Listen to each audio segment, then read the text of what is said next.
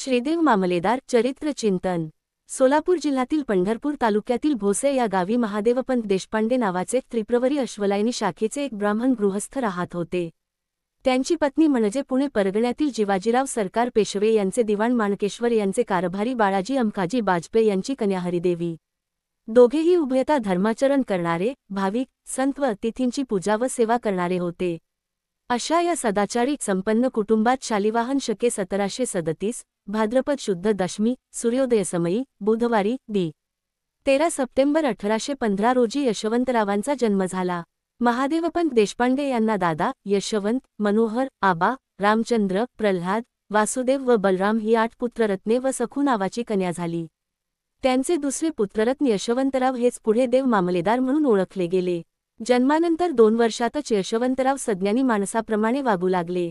त्यांचे तेज पाहून आईवडिलांना यशवंतरावांमधील दैवी सामर्थ्याची ओळख पटली।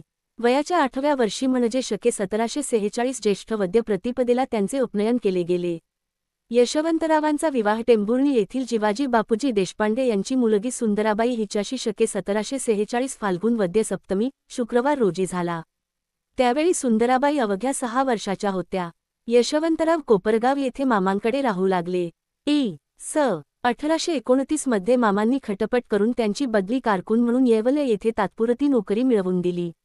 1831 मध्ये त्यांचे चोख काम व मोत्यासारखे अक्षर पाहून त्यांची नियुक्ती कारकून म्हणून दरमहा 10 रुपये पगारावर झाली।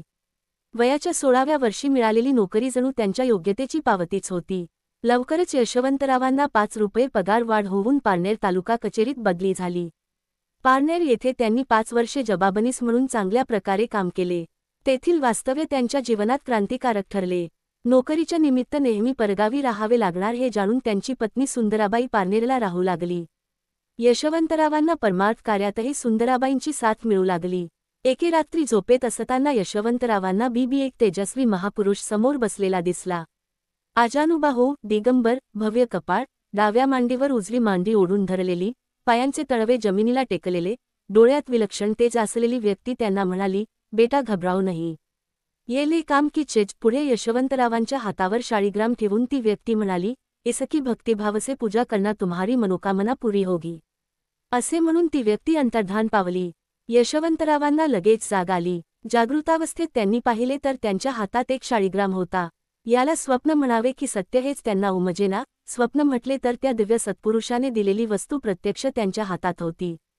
तो एक साक्षात्कार होता। श्री गुरुदेव दत्त।